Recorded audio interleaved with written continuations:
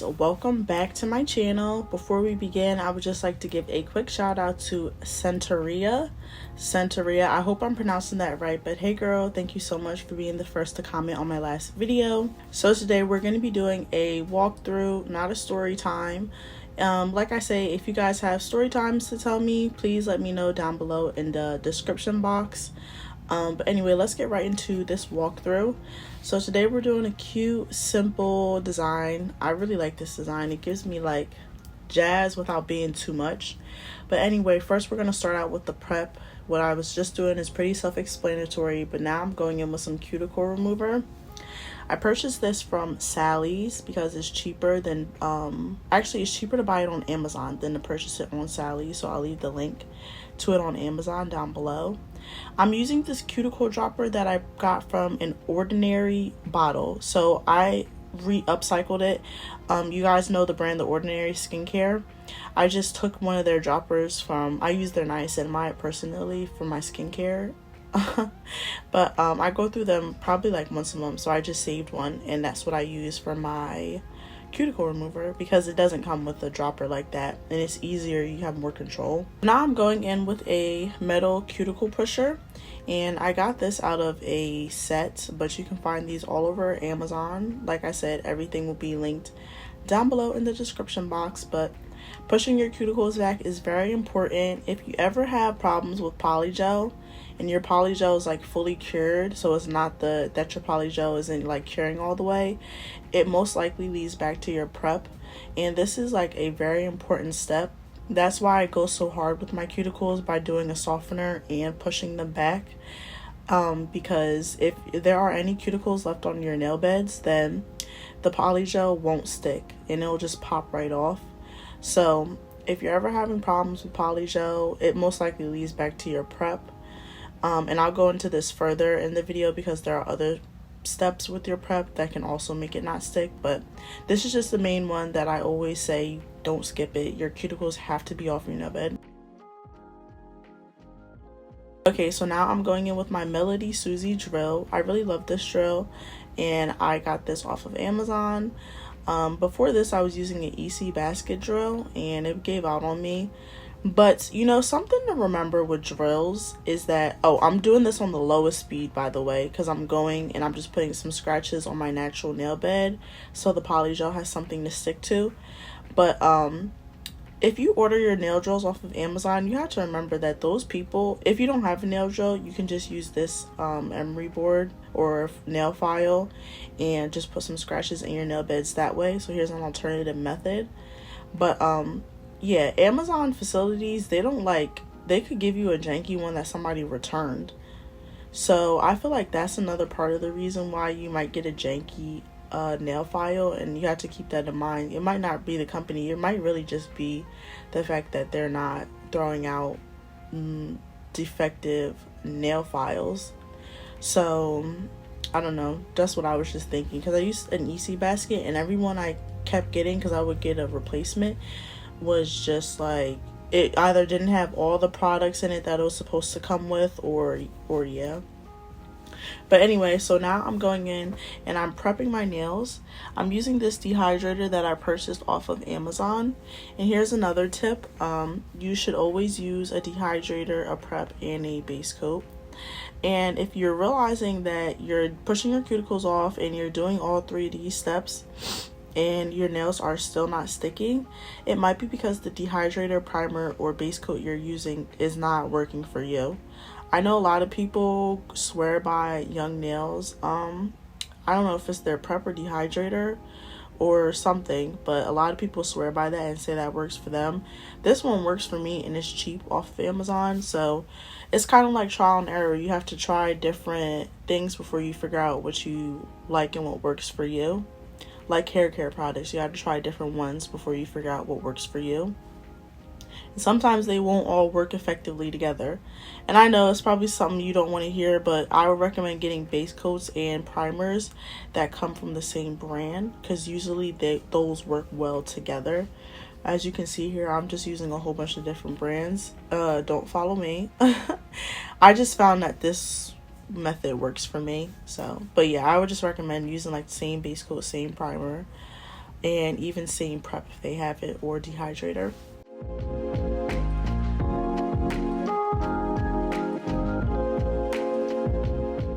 So now I'm going in with some soft gel nail covers, and I'll say this every single time, but I use soft gel nail covers.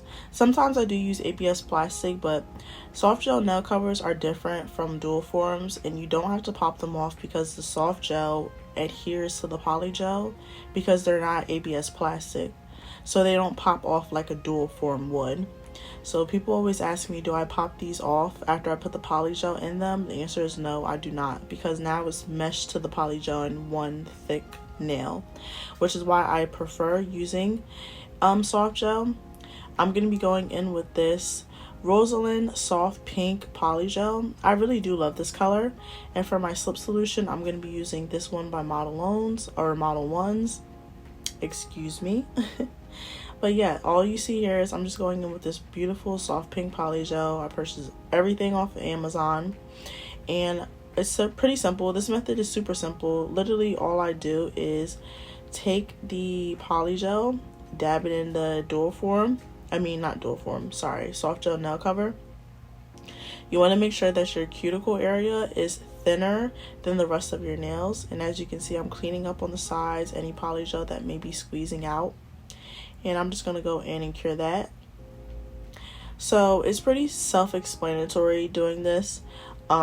Something to note during this video, I was being super messy with these nails, y'all, because I was in a complete rush. Like, I had to be somewhere within an hour and I didn't even have my makeup done and I was still doing my nails.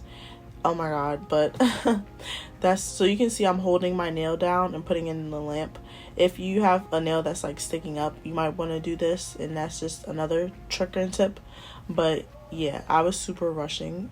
Anyway, some more tips that I want to note is if you are using nail covers and they're ABS plastic, I have a video and I'll link it above to how to do those, but all you have to do is use an e-file. You need an e-file for that, and scratch up the inside, and then it should be perfectly fine. When you leave scratches on your nail beds, just like when you leave scratches on ABS plastic nail forms, it will stick because the polygel has something to stick to. That's why it doesn't stick to dual forms, because they're plastic and there's no scratches in it, so it has nothing to hold on to. Soft gel nail covers are a whole different material. Anyway, another note that I wanted to say is that I am starting a mailing list. So how I think I'm going to do it is I'm going to create like one of those Google survey things. You know how you can make those Google slide surveys that are like, I think they're for free. I'm just going to do one of those and just put in a question, and it'll be like your email, and then you can put it in. That way it's all confidential and nobody else can see your email address. I'll just be the only person that's allowed to see the responses. And if you missed my last video, I'm creating an email list for 2 different reasons. One is because, God forbid, if something were to happen to my channel and it got like deleted or something, I'll be able to have your guys' email address and, you know, create a new channel, put all my videos up, just like a backup, you know, security, just in case something happens. And I also want to start an email list so I can do 2 separate giveaways. I want to do one for my YouTube channel, of course, giveaways on my YouTube, and also giveaways to people that are like my real supporters and that are on that email list. Because, like I said last time, I get a lot of PR, and I wouldn't get PR if it weren't for you guys, and there's no way that I'll ever be able to use it all. So the person that deserves it is you. I don't want to throw it out or anything, you know what I mean? So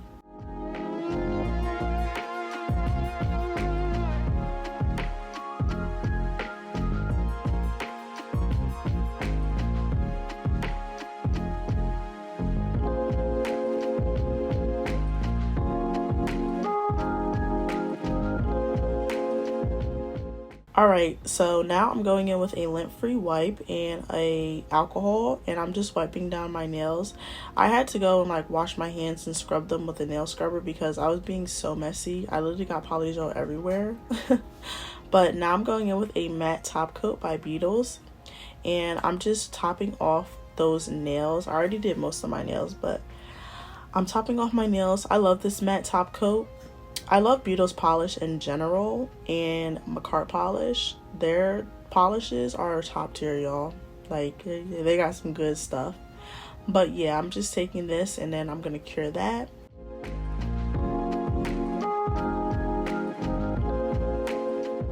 Now I'm going in with some stripe tape. You can purchase this literally from anywhere, but I'll have a link to it from Amazon down below. And I'm just taking some nail nippers to apply these. It's pretty self-explanatory, just taking off a large chunk and just putting them on my nails. I don't know, I've gotten really good at eyeballing them to make sure it's in the middle of my nail. And I honestly, using stripe tape is nice because if you accidentally glue on one of your nails crooked, you can just put the stripe tape on a little bit crooked so it makes your nail look straight. And it just makes your nail look straight. Because I glued on one of these nails crooked, y'all. Or not glued on, but you know what I mean. And I put the stripe tape on like in the opposite direction and it made my nail look straight again. But yeah, I'm just sticking this on my nail.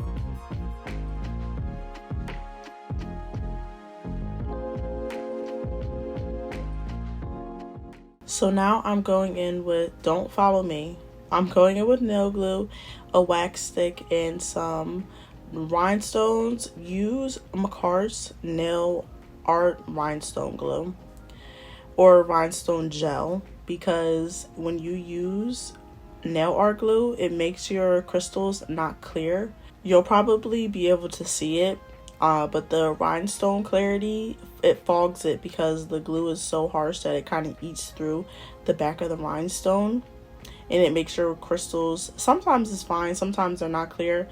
I use nail art glue because, like I said, I was rushing and I did not have time to go in with the nail rhinestone because you have to cure that, and I just didn't have time for it. So don't follow me by putting on, I'm sorry if you guys can hear my washer in the background, by the way, but don't follow me by using nail art glue. Just use MAKARRT's nail art rhinestone gel, and I will link that down below. I do have a code for MAKARRT products if you guys are interested for 15% off, and all of that will be down below in the description box. But these wax pencils for nail art or rhinestones are like a lifesaver. Definitely recommend investing in some of these.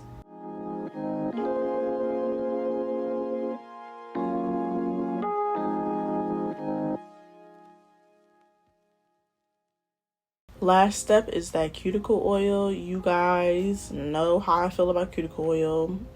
Once you put this cuticle oil on, it just makes your nails just say, wow.